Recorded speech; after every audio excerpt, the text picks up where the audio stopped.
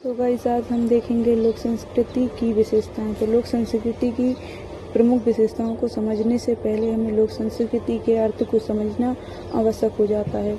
तो लोक संस्कृति का अर्थ होता है किसी समाज या समुदाय की परंपरागत स्थानीय और जन समुदाय द्वारा विकसित सांस्कृतिक धरोहर।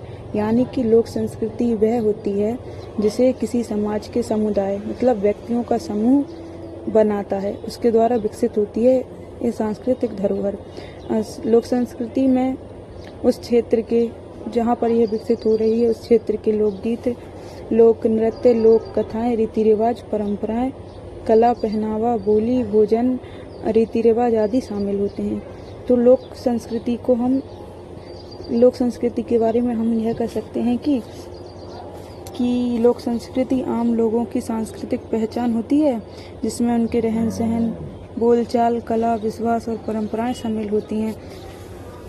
यदि हम लोक संस्कृति की परिभाषा को देखें तो हम पाएंगे कि लोक संस्कृति उस संस्कृति को कहते हैं जो किसी समाज या समुदाय के आम लोगों द्वारा विकसित की जाती है और यह पीढ़ी दर पीढ़ी मौखिक परंपराओं यानी कि मौखिक रूप से, इसका कोई लिखित रूप नहीं होता, मौखिक परंपराओं, रीति रिवाजों, लोक गीतों, नृत्यों, कहानियों, पहनावे, खान पान और भाषा के माध्यम से आगे बढ़ती है। यह संस्कृति स्थानीय जीवन, प्रकृति, आस्था और परंपराओं से गहराई से जुड़ी होती है। तो लोक संस्कृति को हम यह कह सकते हैं कि लोक संस्कृति किसी क्षेत्र विशेष में जन समुदाय द्वारा यानी लोगों के समूह द्वारा विकसित एक सांस्कृतिक धरोहर होती है। मतलब इसमें सांस्कृतिक तत्व शामिल होते हैं जिसमें कि लोक नृत्य, लोकगीत, उस क्षेत्र विशेष के रीति रिवाज, परंपराएं शामिल होती है।